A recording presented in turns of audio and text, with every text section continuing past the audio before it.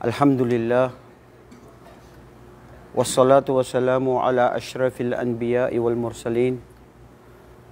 Sayyidina wa nabina Muhammad wa ala alihi wa ashabihi wa man tamassaka bisunnatihi ila yaumiddin.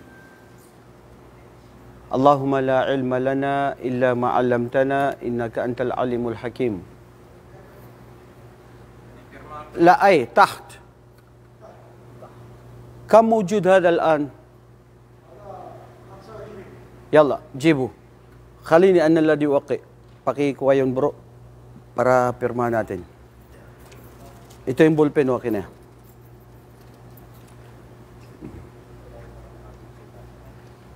Jibril, pakidala yun dito ha para maiano natin mamaya. Okay?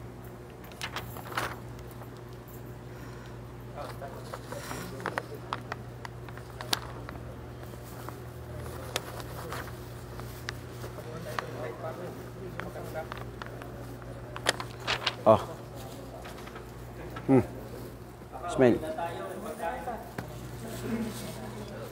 Allahumma lakal hamdu lil Islam wa lakal hamdu lil iman. Allahumma lakal hamdu bil qada wal qadar wa lakal hamdu li kulli ma a'taitana wa ma qadaitana. Innaka antal alimul hakim. Lakal hamdu kullu wa lakal syukru kullu daiman wa abada. Allahumma ighfir lana wa tub alaina wa li walidina wa li sairil muslimin. Allahumma ij'alna mimma yastami'una al-qawla fayattabi'una ahsana. Allahumma arinal haqqa haqqa warzuqna ittiba'ah wa arinal batila batila warzuqna ijtinabah. Amma ba'd, assalamualaikum warahmatullahi wabarakatuh.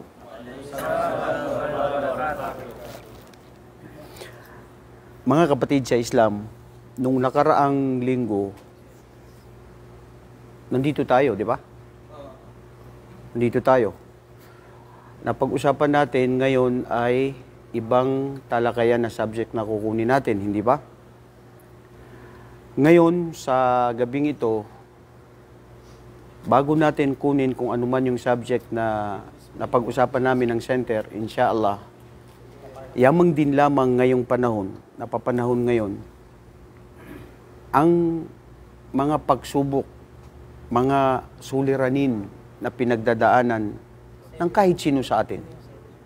Maging ikaw lang mag-isa, maging isang komunidad, isang lugar, o isang nasyon, o maging kahit sino sa atin bilang isang Muslim. Ito yung sinasabi sa Arabic na ang paniniwala sa iman bil qada wal qadar. Yung paniniwala natin sa ano yung itinalaga, itinadhana ng Allah subhanahu wa ta'ala na ipinasulat niya bago pa malikha ang lahat ng nandito sa sanlibutan. Tayo bilang isang Muslim, kailangan natin paniwalaan yun. Yung pananampalataya sa lahat ng kaganapan na mangyayari, mabuti, masama, masaklap, mapait, lahat ng anumang uri ng kabutihan na nangyayari o kasamaan ngayon hanggang sa magpakailanman, hanggang sa magunawang mundo, kailangan ito ay paniwalaan na ito ay mula sa Allah. Yan ang Islam.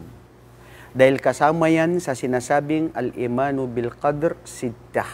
Al-imanu bil qadr, al-imanu, al-arkanul iman sittah. Kasama yan sa 6 na haligi ng pananampalataya. Di ba? Mayroon tayong ang imanu billah, al-imanu bil malaika, al-imanu bil rusul, wal-imanu bil kutub, wal-imanu bil yawmil qiyamah, yawmul akhir, wa imanu bil qada wal qadar khairihi wa syarhi minallahi subhanahu wa ta'ala. So ang patungkol dito sa mga kaganapan na nangyayari ngayon, nangyari noon, at mangyayari pa na hindi pa magaganap o magaganap pa lamang, ang lahat na ito ay alam at batid ng Allah na ipasulat niya sa kanyang mga anghel sa kapahintulutan na ito ay mangyayari sa gusto natin o hindi ay tapos na ang lahat. Pero tayo, bilang isang Muslim, bilang isang tao, la na'lamul ghaib. Hindi natin alam kung ano yung mga al-qadar. Ang importante ay tanggapin natin ang mga patungkol dito sa mga kaganapan. Ngayon, insyaallah, bago ko ito ipaliwanag, ay mas gusto ko na mayroon tayong kasama na bisita ngayon, nakasama ko dati sa Islamic University of Medina, para maiba ang inyong panlasa. Kailangan maiba ang makita ninyo at mapakinggan ninyo. Di ba? Katulad yan ng pagkain eh. Anong paborito mong pagkain? Ikaw? Ali? Bibingka? Oh, mahilig ka ng bibingka. Masya Allah, sa dami ng pagkain, bibingka pa. Alam mo, pares tayo dyan. Ako, suman at saka biko. Kung ang bibingka, araw-araw kinakain mo sa isang linggo, magsasawa ka niyan. So yan ang tao. Kailangan may pabago-bago. Inshallah, bago natin siya marinig, mga kapatid, mayroon akong ibabahagi sa inyo na napakagandang salita na salaway kain o isang share ng mga al-mutanabbi. Yung iba sabi nila kay Imam Shafi'i, basta importante kasabihan ito ng mga Arabo na kung saan ito ay nagbibigay tigib at nagbibigay lakas sa ating paninindigan at pananampalataya patungkol sa mga kaganapan na nakikita natin na hindi man natin matanggap ang mga ito, pero pag ikaw ay naniwala sa imanu bil qada wal qadar khairi wa syarrihi minallah, wallahi panatag tayo mga kapatid. Dahil alam natin ang lahat dito sa mundo ay hindi panatilian at lahat ito ay panandalian. At hindi ang mundo ang ating hangarin. Tama? Ang hangarin natin ay ang paraiso. Ang araw na walang hanggan. Kasi dito sa mundo, hindi forever. Sabi ng isang share, pakinggan mabuti mga kapatid. Da'il ayyama taf'alu ma tasha'u watib nafsan idha hakamal qada'u wala tajza li hadithathil layali fama li hawadithi ad-dunya baqa'u wa kun rajulan alal ahwali jalda washimatuka as-samahatu wal wafa'u wala husnun yadumu wala sururun wala bu'sun alayka wala rakha'u wa idha ma kunta dha qalbin qanu'in fa anta wa malikud dunya sawa'u wa man nazalat bisahatihi al-manaya fala ardun taqihi wala samahu wa ardullahi wasi'atun walakinna idha nazala al-qadha dhaqa al-fada'u. Allahu Akbar. Masya Allah. Takbir! Oh, nagtatakbir lang kayo maski hindi nyo alam. Ha? Ganyan ang Muslim. Lagi tayong panatag at kontento sa anuman ang patungkol sa ating buhay dito sa mundo. Dahil ayama taf'alu matasya. Kalimutan ang mga nangakaraan. Dahil ang mga ito ay walang may dudulot na mabuti dahil tapos na. Harapin ang hinaharap na pangkasalukuyan para sa kinabukasan. Dahil ayamu taf'alu matasya'u watib nafsan idha hakamal qada'u at maging kontento ka kung ano ang itinalaga ng iyong tagapaglikha na siya ang may kapangyarihan na kapahintulutan niya ang lahat. At makontento ka kung ano yun. Dahil ikaw ay isang alipin. Ang alipin ay kung anong itinalaga ng kanyang tagapaglikha. Watib nafsan idha hakamal qada wala tajza li hadithathil layali fama li hawadithi ad-dunya baqa'u. At huwag mo isipin ng mga nangakaraang araw dahil ang mga nakaraang ito ay walang may dudulot at walay may babalik siya sa'yo. Mag-move on ka na, bro Abdul Aziz. Walang may dudulot ang nakaraan. Hanapin ngayon kung ano. Wala tajza li hadithathil layali fama li hawadithi ad-dunya baqa'u wa kun rajulan alal ahwali jalda washimatuka as-samahatu wal wafa'u. At maging tunay na lalaki, Allahu Akbar, sa pagtanggap sa anuman na dumating sa iyong buhay. at tanggapin ito. Wala husnun yadumu wala sururun. Dahil wala mang nananatili na palagian na kaligayahan. At wala ring panatilian na lagi ang mga hinagpis at mga lungkot. Mayroong bang ligaya na tuloy-tuloy? Tanong ko sa inyo, meron? Wala. Sino ang nagkaroon ng ligaya na tuloy-tuloy? Katong mga buang. Wala'y problema. Di ba? Tuloy-tuloy ang ligaya. Wallahi, anumang sarap na naramdaman mo sa buhay mo. Lahat ng mga yan ay mayroong siyang limitado na segundo, oras o minuto. Wala. Bakit hindi natin hangarin ang paraiso ng Allah? Na ang paraiso ng Allah ay walang tulugan. Gusto ng Allah sa atin na ipadama ang kanyang ginhawa sa paraiso, lahat ng mabuti para matama mo ang lahat. Dito kung masaya ka, dito kung nasasarapan ka, saglit lang yun. Maya-maya matutulog ka, makakalimutan mo, mawala. O di kaya bukas may problema na naman. So lahat ng nandito sa mundo, masaya o lungkot, lahat yan ay panandalian. At hindi yan nananatili. Tama, mga kapatid?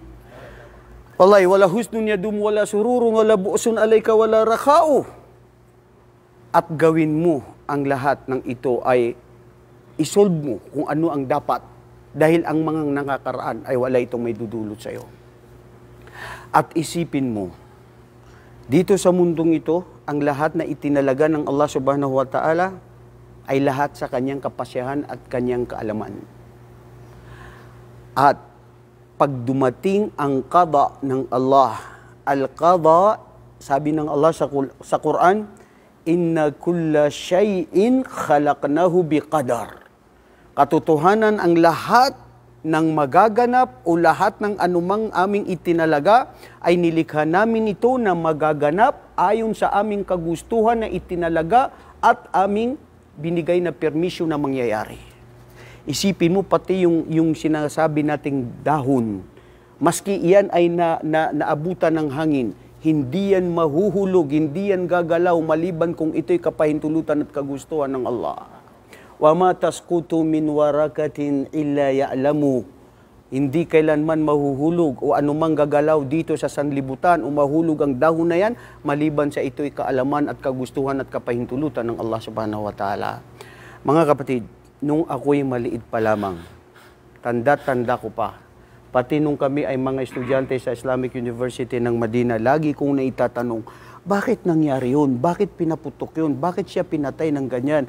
Bakit nasunog yun? Bakit napakabuti niya tapos ito ang nangyari sa kanyang buhay? Bakit hindi mahuhurot ng yang bakit na yan? Kasi ito ay kagustuhan ng Allah. At ang kagustuhan ng Allah, ito ay may hikmah. Maari nakikita natin masama, pero may hikmah ang Allah. Mayroon siyang itinalaga rito na mabuti na hindi natin nakikita. At yan tayo bilang isang mga Muslim, alam natin na anuman ang nangyayari sa Quran, it's very clear na ang sinabi ng Allah, wa asaan takrahu shay'a wa huwa khairul lakum wa asa an tuhibbu shay'a wa huwa syarrul lakum. May mga bagay na kayo ay hindi niyo gusto na nangyayari sa inyo pero ito ay mabuti sa inyo.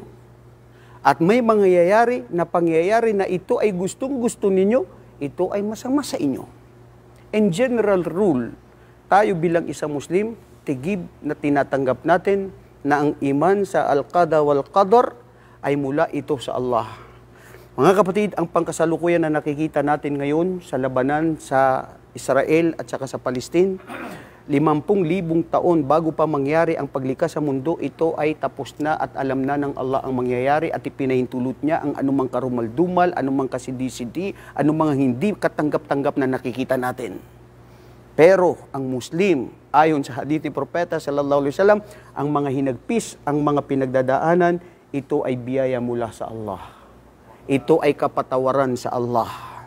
At ang mundong ito ay hindi natin hinahangad. Dahil ang mundong ito ay pagsubok at hirap. At ito ay kalabuso na kulungan ng mga mananampalataya.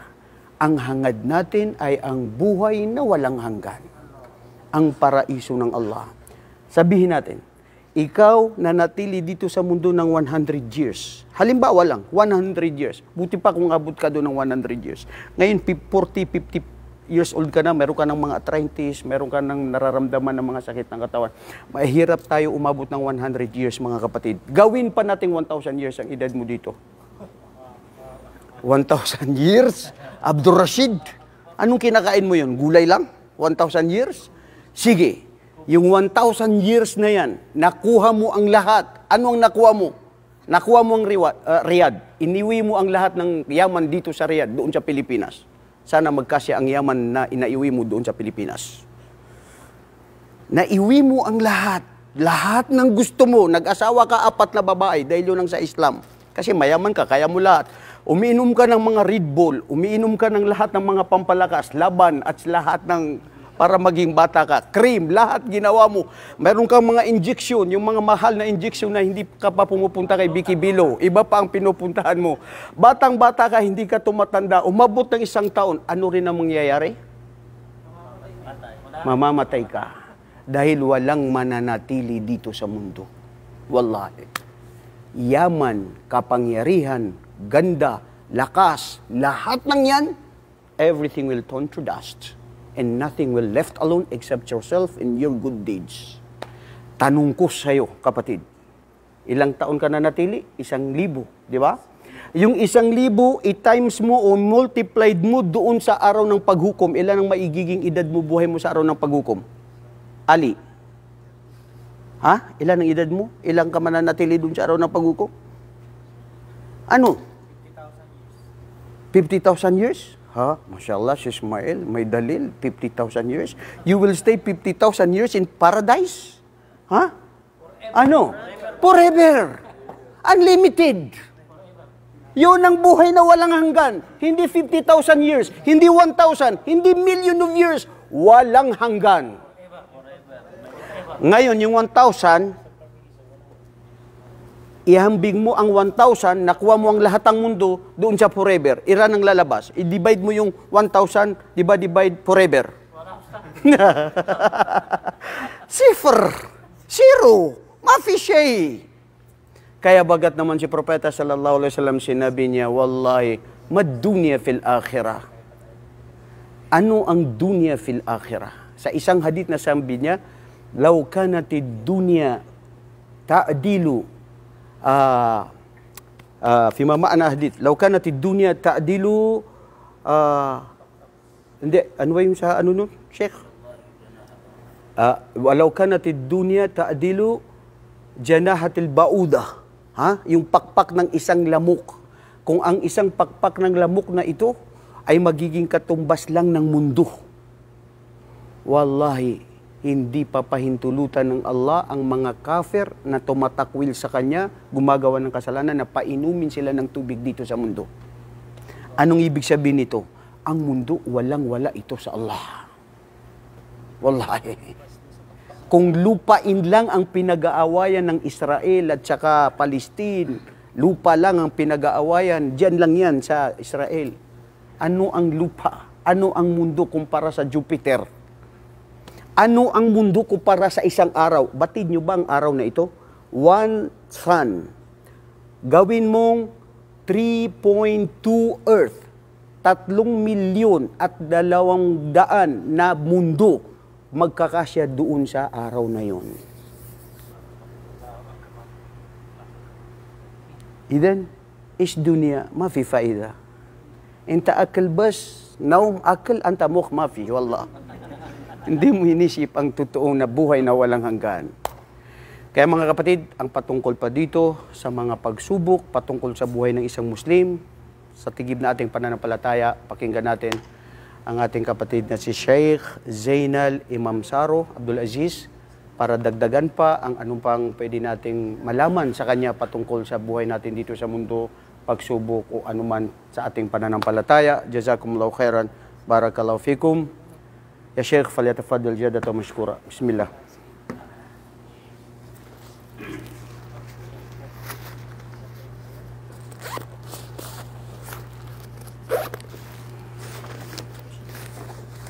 Bismillah. Makinig ako. Oo. Ito. Bismillah.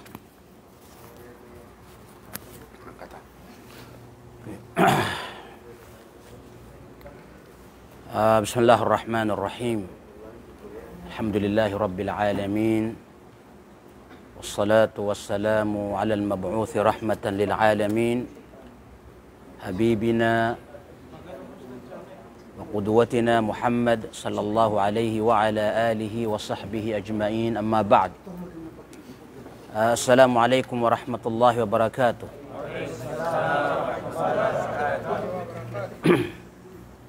Sa totoo lang, medyo namroblema ako dahil sabi ni Ustad, ang lagi niyong kinakain dito is, ano ba yun? Bibingka? No? So, ay bro, magluto ka ng bibingka. Biko sabi ko, ano kaya ang maihahandog natin sa kanila? Anyway mga bro, alhamdulillah tayo ay natutuwa at nagpapasalamat ka Allah subhanahu wa ta'ala sapagkat nadadagdagan pa ang ating buhay na kung saan nakakadagdag tayo ng kabutihan. Okay. Sa panahon natin ngayon, alam natin na masyadong abala ang karamihan sa mga tao sa mga makamundong bagay. Pagdating sa pagtitipon, kung ang pagtitipon ay mayroong mga makamundong bagay, pera, may mga kasiyahan, so makikita natin na puno ang mga lugar kung saan nagtitipon ng mga tao. Pero pagdating sa relihiyon ng pinag-uusapan para sa kabilang buhay, ito ang itsura natin. Bilang ang mga nakakarating. So, ano ba ibig sabihin nito? Sa Quran, laging binabanggit ni Allah subhanahu wa ta'ala na ang mga makakapasok sa paraiso ay mga ulul albab.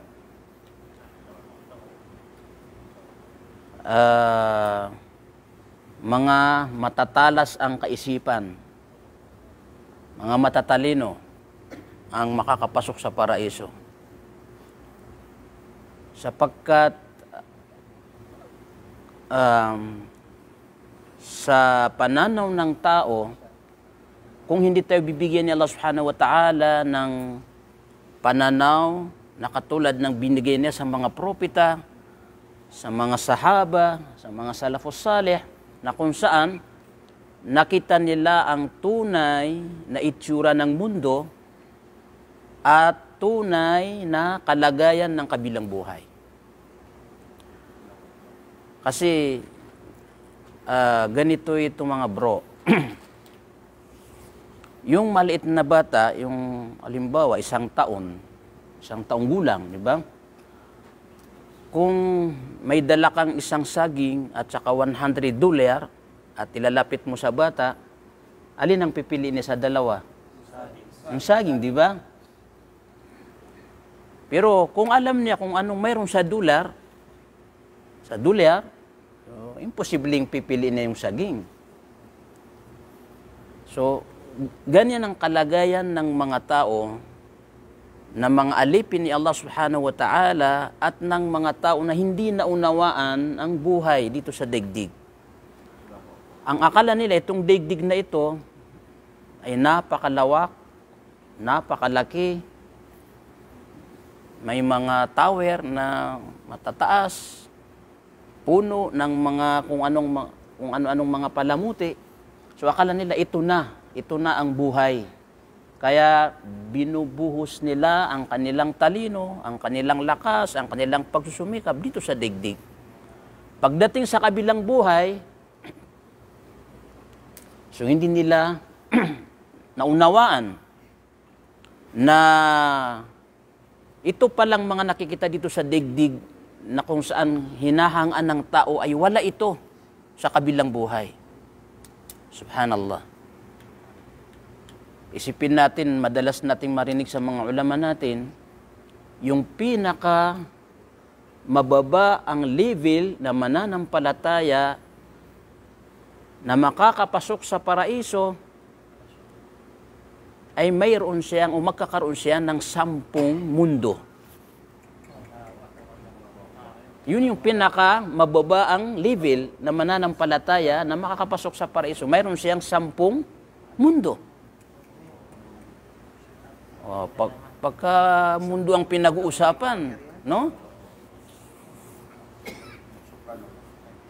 Tayo, sinasakripisyo natin ng pagmamahal natin sa mga mahal natin sa buhay dahil sa pag-aakala na makakauwi tayo ng maraming real. Di ba? So, ito ang pananaw na mayroon sa mga propeta. Ito ang pananaw na mayroon sa mga kasamahan ng mga propeta. Kaya wala kang mababasa ni isa sa kasaysayan ng mga propeta na nagsumikap para makarami ng bagay dito sa digdig. Meron ba? Wala. Ang mga propeta, kung babasahin natin ang kanilang kasaysayan, lahat ng kanilang buhay ay ibinuhos para lamang gabayan ng mga tao sa matuwid na landas. Ang mga kasamahan ni Propeta Muhammad sallallahu alaihi wasallam, kayang-kaya nilang maging millionaire, lalong-lalo na nung maghari ng Islam. Pero ang karamihan sa kanila ay hindi kinagat ang mundong ito. Nung lumawak na ang paghahari ng Islam sa panahon ng propeta, ang karamihan sa mga sahaba, lalong-lalo na yung mga maedad na, hindi sila kailanman nakialam sa paghahari sa mga bayan na kung saan nasakop ng Islam. Mas pinili nila na bumalik sa disyerto. Umuwi na lang sa disyerto sapagkat pinangangambahan nila na baka matukso sila doon sa kapangyarihan o pira. Mayroong isang sahaba na si Sa'id bin Amir al-Jumahi radiyallahu ta'ala anhu. Siya ay naging gobernador ng Hims, isang lugar sa Iraq. Sa panahon ni Umar bin al-Khattab radiyallahu ta'ala anhu. So, itong si Sa'id bin Amir al-Jumahi radiyallahu ta'ala anhu, gobernadora, kapag dumarating sa kanya yung budget, kumbaga sa atin ngayon, IRA, galing sa Madina, kay Umar, parang may namatay na umiiyak. So, napansin ng asawa na sabi niya, parang napansin ko na pagkadating ng budget, na galing sa Madina, kung saan para sa bayang ito na yung pinamumunuan, ay umiiyak ka. O, namatay ba ang Khalifa, Amirul Mu'minin? Sabi ni Sa'id bin Amir al-Jumahi, mas higit pa sa pagkamatay ng Amirul Mu'minin kung namatay siya. Sa lungkot na nararamdaman ko ngayon. Sabi niya, ano bang lungkot na mayroon? Sabi niya, itong dumating dito, Ja'ad dunya, dumating ang mundo, itong ira, para wasakin ang ating kabilang buhay. Ganun ang mga sahaba. So sabi ng asawa niya, anong gagawin natin? Sabi na, hindi tayo matutulog hanggat hindi maipamigay ito sa mga tao. So yun ang naging kaugalian ni Sa'id bin Amir al-Jumahi sa kaniyang pamumuno sa Hims.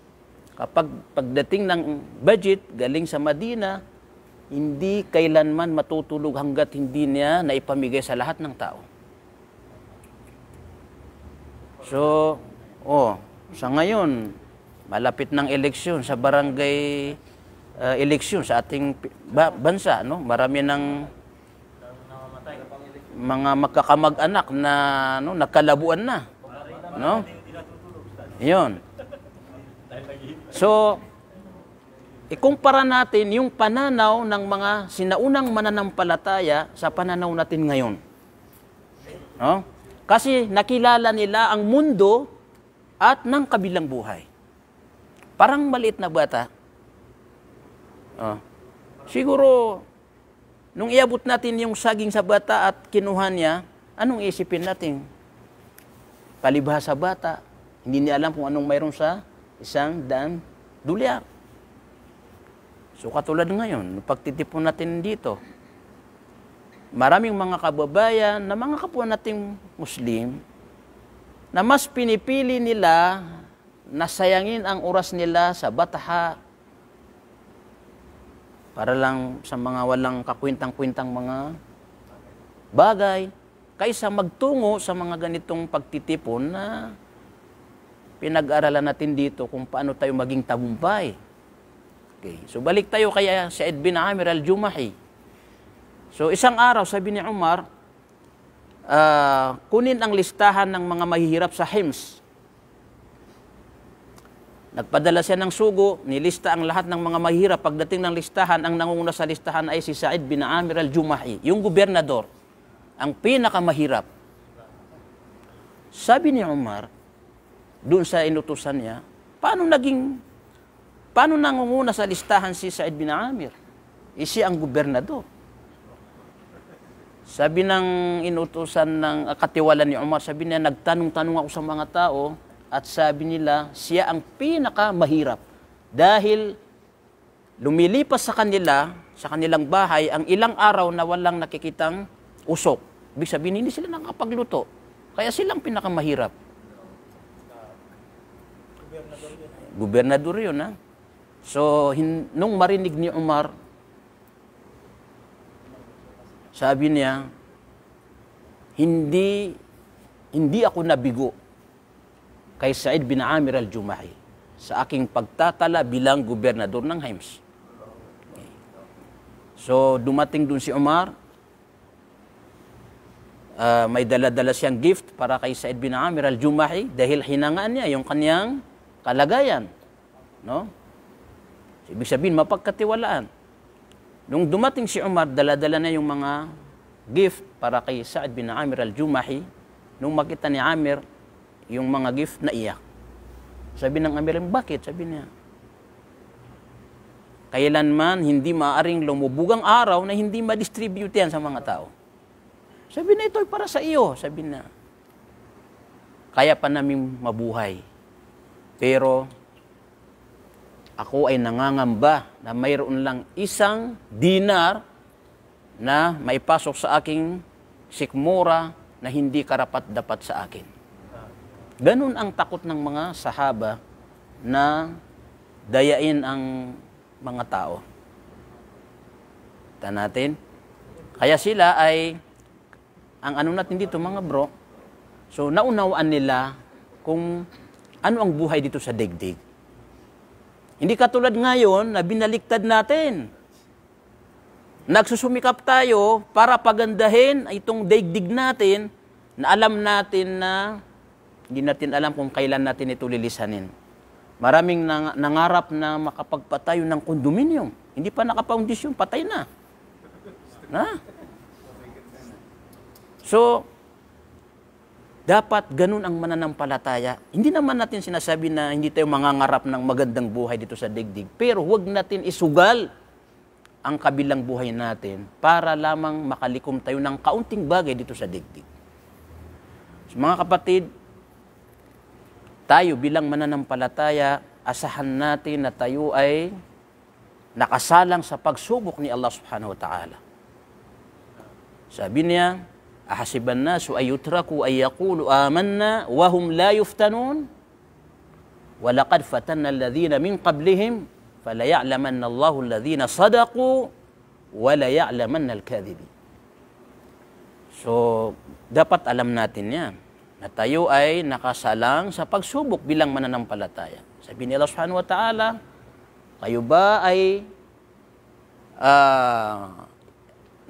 nag-iisip na basta lamang kayo nilalang dito sa digdig At basta lamang kayong naniwala kay Allah subhanahu wa ta'ala o naging mananampalataya at hindi kayo susubukan, yun yung tinatawag na sa mga ulama ng tafsir, istifham, mada? Parang tinatayang tayo ni Allah subhanahu wa ta'ala, ngunit gusto niya na bigyan natin ng kasagutan. وَلَقَدْ فَتَنَّا الَّذِينَ مِنْ قَبْلِهِمْ فَلَيَعْلَمَنَّ اللَّهُ الَّذِينَ صَدَقُوا. Katotohanan, sinubok namin ang mga nauna sa kanila. Mga propeta, sinubok sila. Narinig natin yung mga pagsubok sa mga propeta. Mula kay Adam alayhi salatu wassalam, si Nuh, si Idris, lahat ng mga propeta sinubok sa kanilang pananampalataya. فَلَيَعْلَمَنَّ الَّذِينَ صَدَقُوا وَلَيَعْلَمَنَّ الْكَاذِبِينَ. Sinubok din yung mga mananampalataya para maibukod ang mga dalisay ang kanilang paniniwala doon sa mga piki ang kanilang mga paniniwala. Kaya, kailangan natin mag-ingat. Dahil sinusubok tayo ni Allah subhanahu wa ta'ala, patuloy tayong susubukin habang nabubuhay tayo para malaman. Hindi naman si Allah ang, kumbaga, kailangan niya malaman. Alam na niya kung sino ang tunay na mananampalataya doon sa mga hindi tunay. Pero, para maibukod ang mga tunay na mananampalataya doon sa mga hindi tunay. Kaya, ang mga kapatid natin, sa iba't ibang panig ng digdig, kagaya ng narinig natin ngayon, laman ng balita, so sinusubok sila sa kanilang pananampalataya. Sinusubok sila. Sapagkat, ang sabi ng mga ulama, 3 ang kadahilanan kung bakit nagpapadala si Allah subhanahu wa ta'ala ng parusa. Una, para sa mga taimtim ang kanilang iman, ang kanilang paniniwala. Sinabi ni Allah subhanahu wa ta'ala, وَلَنُذِيقَنَّهُمْ sinabi ni Allah subhanahu wa ta'ala, may ayat sa Quran na na sekso ayat ako. Ito pangalamis ka no? Okay. Ay, wala nabluwannakum bi shay'in minal khawfi wal ju'i wa naqsim minal amwali wal anfusi wath thamarat wa basyiris sabirin. So, susubukan tayo ng Allah subhanahu wa ta'ala sa pamamagitan ng wala nabluwannakum bi shay'in minal khawf, sa pamamagitan ng takot. Gaya ng inuusig tayo ng mga hindi mananampalataya, no? Para harangin yung ating pagka-Muslim, para takutin tayo, no?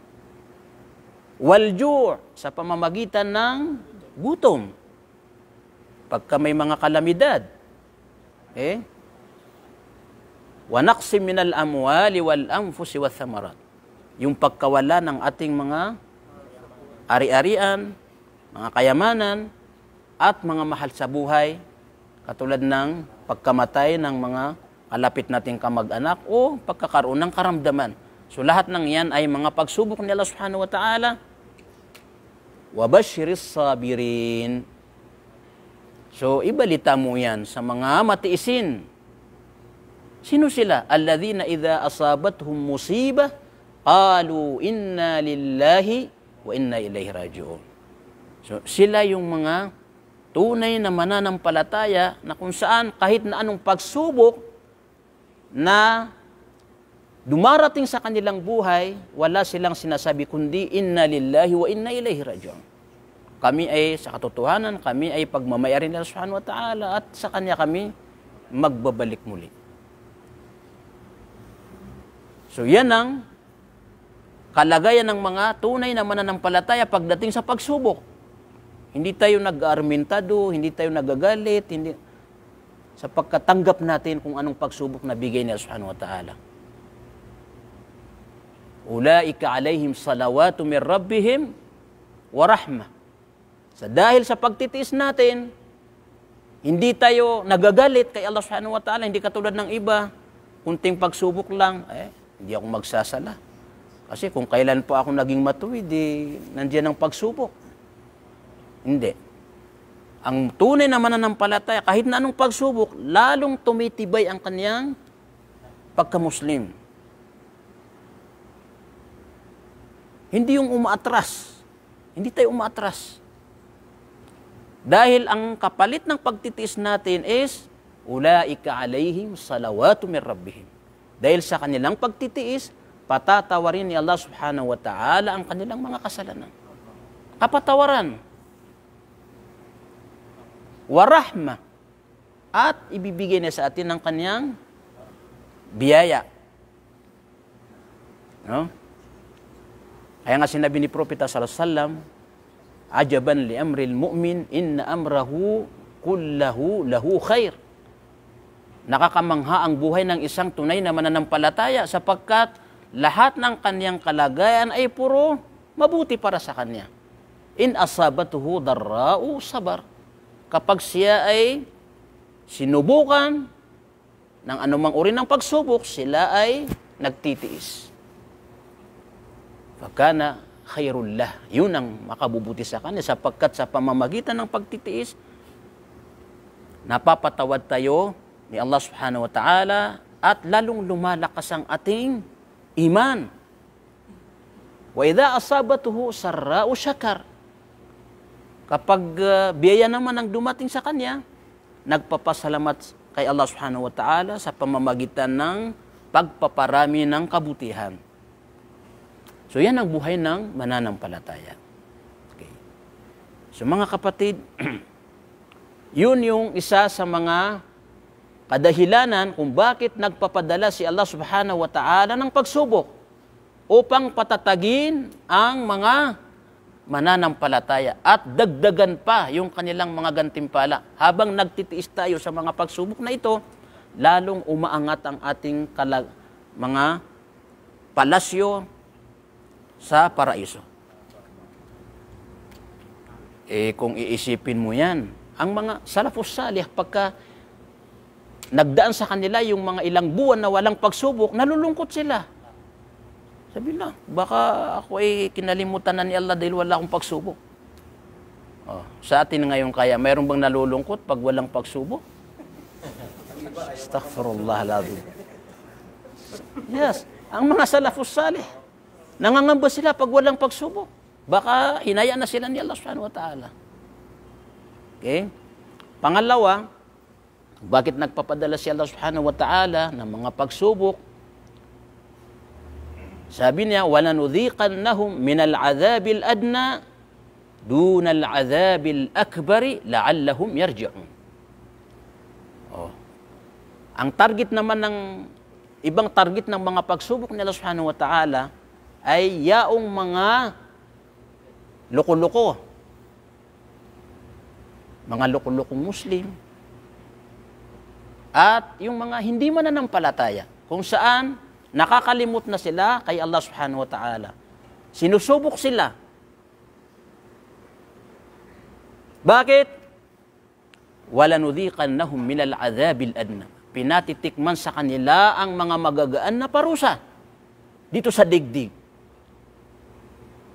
Dunal adhabil akbar, bago mangyari, bago nila sapitin yung mga higanting parusa sa impyerno.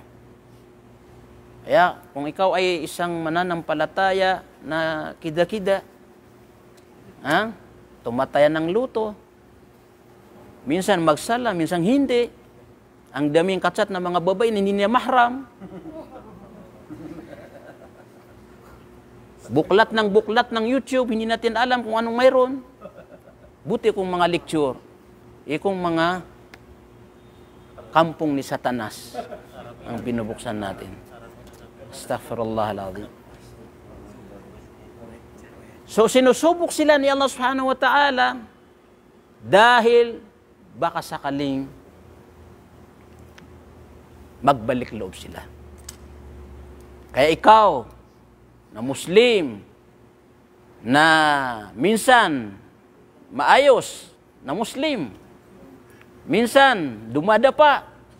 Pag nandiyan ang pagsubok, ibig sabihin, gusto ni Allah na magbalik loob ka. Dahil kung hindi ka magbabalik loob at patuloy ka sa iyong pagkadapa, asahan mo ang mga higanting parusa sa impyerno. So sana, alam natin ito dahil ang karamihan, ang pinagbabasihan nila sa taong malapit kay Allah Subhanahu wa Ta'ala ay yung mapira. Kala nila, pag mapira, malapit kay Allah. Pag walang pira, malayo kay Allah. Hindi, baliktad. Ang sukatan, kung sino ang malapit kay Allah Subhanahu wa Ta'ala, kung sino ang patuloy niyang nagagawa ang kanyang mga obligasyon bilang Muslim, kahit ikaw ay napakasimple ang pamumuhay mo.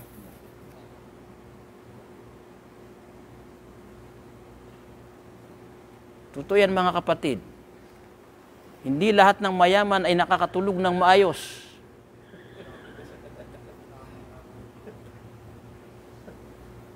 Sabi nga ng isang ulama natin na medyo mapalabiro, sabi niya, saan ka ba nakakita ng katamtaman ng buhay na mananampalataya na may mga kurente sa palibot ng kanyang bahay? May mga rihas para hindi pasukin ng mga magnanakaw. Wala. Sinong may mga rihas na may mga kurente, may mga, yung mga mayayaman? Kasi hindi sila makatulog ng maayos eh. Yeah? Samantala ikaw ay normal na namumuhay, malapit ka Allah Subhanahu wa Ta'ala, abay, kahit itlog lang, buhay na tayo. Di ba? Ubos. Pero sila, hindi lang sila makaulam ng isang bisis sa isang araw. Grabe yung pagmumukaan nila. Paano kasi yung sikmura nila ang kanilang laging iniisip? Kaya hindi malalasahan ng masarap na buhay hanggat hindi ka tunay na mananampalataya. O, katulad ngayon, nag-snack tayo. Simple lang. Ano? Pinagagawa natin yung bihon. Ha? Pero, mashallah, maraming mga mayayaman, puno yung kanilang table ng pagkain, pero hindi sila nag-uusap isang bahay. Si asawa, puro lungkot, puro away, kasi walang biyaya. Kaya, yung sinabi ni Sheikh natin, Sheikh Amrullah, yung pagkakaroon ng matibay na pananampalataya sa Al-Qadar, yan ang magbibigay sa atin ng katahimikan sa buhay natin. Okay. Ang Al-Qadar, Al-Qada wal-Qadar, isa ito sa sensitive na kaalaman sa Islam. Dahil maraming, kahit ang mga kamusliman, maraming hindi pa naunawaan. Ano nga ba ang Al-Qadar? Papatay ako? Kagustuhan ni Allah? Okay lang? No? Kailangan natin maunawaan na sa usaping Al-Qada o Al-Qadar, sabi ng mga ulama, Al-Qadar, yun yung hindi pa nangyari. Okay? Pag nangyari na, yun ang Al-Qada. Al-Qadar, hindi pa nangyari. Pag nangyari na, Al-Qada. Okay. Naam. Kasi, ang Al-Qada o Al-Qadar, ang kailangan natin ito maitindihan, lahat ng nangyayari ay kagustuhan at kapahintulutan ni Allah Subhanahu wa Ta'ala. Lahat, masama, mabuti, kagustuhan at kapahintulutan ni Allah. Pero hindi lahat ng nangyayari ay kalugod-lugod kay Allah. Nakuha natin? Iba yung kagustuhan sa kagustuhan, pinahintulot doon sa kaaya-aya, kalugod-lugod kay Allah subhanahu wa ta'ala. Kaya kalimbawa, kung may magsasabi, pati ba yung pumapatay, kadar? Yes, kadar. Yung pumapatay na hindi naaayon sa batas ng Islam, kadar yun. Si pumatay at si napatay, nasa kadar sila. Pero, hindi ibig sabihin ay kaaya-aya kay Allah yung nangyari. Hawa natin? Kaya hindi po pwede sabihin na, gagawa ko ng kasalanan kasi kadri. Hindi. Pag nakagawa ka ng kasalanan, yes, kadar. Pero hindi yun kaaya-aya kay Allah subhanahu wa ta'ala. Kaya nung panahon ni Umar radiyallahu ta'ala anhu, may isang lalaki na nagnakaw. Sabi ni Umar, ang hatol mo ay pupugutan ka ng kamay. Sabi niya, ya Amir al-Mu'minin, bakit mo ako pupugutan ng kamay? Nakapag-nakaw ako dahil qadar. Oh, sabi ni Umar, oo nga kaya nga pupugutan ka ng kamay dahil qadar din. Yan. Ha? Di ba? Qadar din. Kaya, pag naunawaan natin ng al-qadar, mga bro, talagang magiging panatag tayo. Katulad ngayon, no? Medyo, yung mga iba hindi makatulog dahil sa nangyari sa mga kapatid natin sa Palestine. Yes, yung malungkot tayo, pagsamba kay Allah subhanahu wa ta'ala kapag narinig natin yung kapwa natin Muslim na naghihirap. Pero hindi ibig sabihin ay mayroon tayong sisisihin. O kaya si Allah subhanahu wa ta'ala, bakit ganito? Kaya naman ni Allah subhanahu wa ta'ala, utusan lang niya, mga ibon ubus na yung mga ano na yan Pero dahil may hikmah, may mga kapatid tayo diyan na mga mananampalatayang tunay na gusto pa ni Allah na madagdagan ng kanilang gantimpala habang nagtitiis sila. At may mga kapatid tayo diyan na mga loko-loko. Nakita niyo mga babae, astaghfirullah, mga walang talokbong, nakapantalon. Yung pananamit nila, Allahu Akbar, sumisigaw ng Allahu Akbar. Hindi nila lang pinarurusahan sila ni Allah subhanahu wa ta'ala dahil lumalayo sila sa katuruan ng Islam. Ngunit nananalangin tayo na malagpasan nila, no? Para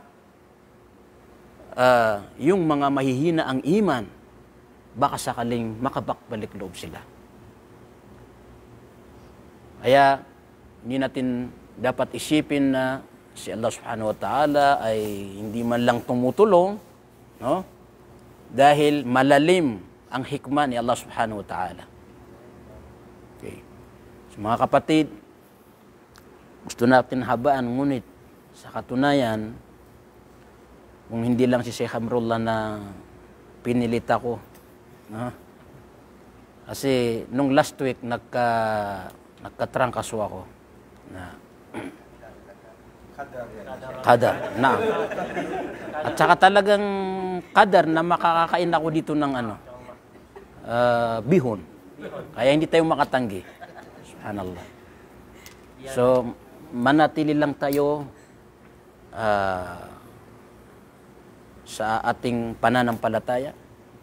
Yung pag-aaral, mga kapatid, yan ang pinakamalakas na sandata natin. Sa panahon ng fitna, sa panahon ngayon na kung saan napakarami ang pagsubok, ang pinakapananggan natin dito ay kaalaman. Pag nag-aaral ka ng Islam, nalalaman mo yung mga katuruan ng Islam, so kaya natin ma-control ang sarili natin. Lahat ng mga Muslim na pangalan lang, hindi nag-aaral. Kahit na Maranao, Tausug, Maguindanao, hindi nag-aaral. Bakit natin, lagi silang nadadapa? Kasi hindi ka nag-aaral Kaya napakahalaga ang pag-aaral, mga kapatid. At once a week lang ito, di ba?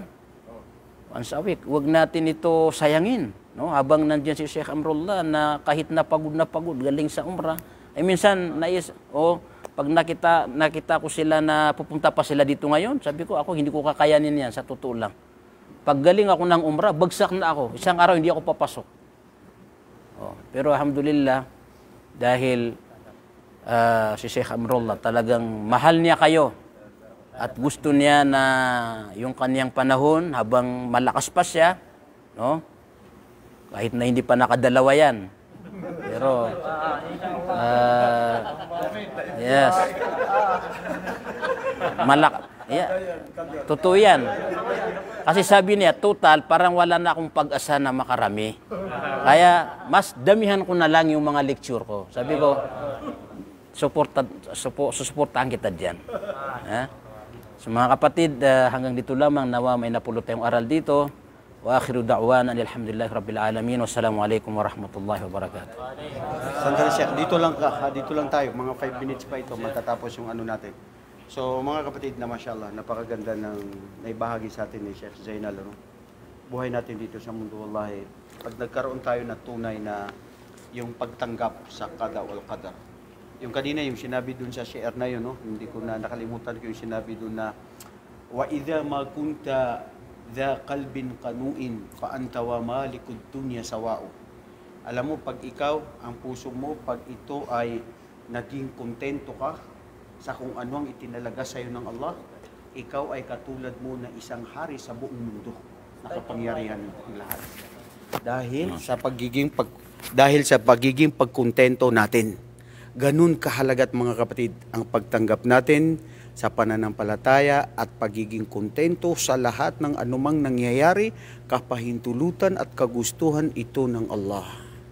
Kailangan ng isang Muslim bago pa siya mamatay o ano siya dito sa mundo, magkaroon siya ng husnu dhannu billah. Yung pagnilay mo, pag-iisip-isip mo ng kabutihan patungkol sa Allah. Na kung bakit itong pahirap na nangyayari, ito ay tanggapin mo na bilang sinyalis ng pagmamahal sa iyo ng Allah.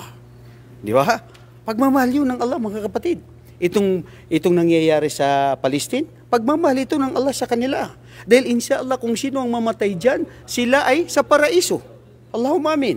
At kung sino yung nahihirapan dyan, ito ay pabawas sa kanilang mga kasalanan. So ang lahat ng mga ito ay sinyalis ng pagmamahal ng Allah subhanahu wa ta'ala sa kanyang alipin.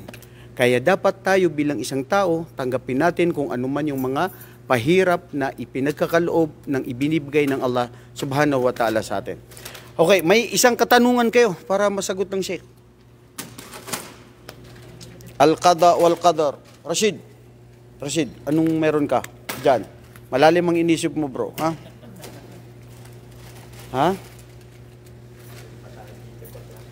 Kumusta ang pagtitipon natin ngayon?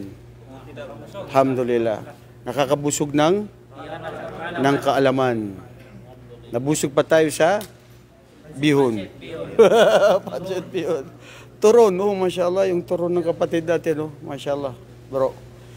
So, ganun na lamang, inshallah, sa susunod na linggo, kukunin natin ay tungkol sa akida para lalong mapatibay. Kasi ganun naman yun, every month mayroon tayong ibang subject. Pagkatapos ulit tayo pumunta rito. So, wag nating kalimutan ang ating mga kapatiran sa Islam, lalo na sa Palestine, lagi tayong magdua sa kanila. Kasi yung dua natin mas powerful yun kaysa sa mga Scud missile. Isa lang dua mo natanggapin ng Allah subhanahu wa ta'ala, mas mahigit yun na matimbang sa mga Scud missile na yan. Ang mga Hudyo, ang mga ito, ang hangarin nila mundo lang. Okay mga kapatid? So sana patawarin tayo ng Allah, tanggapin ang ating mga mabubuting gawain. Subhanakallahumma wa bihamdik, asyhadu an la ilaha illa anta, astaghfiruka wa atubu ilaik. Assalamualaikum warahmatullahi wabarakatuh.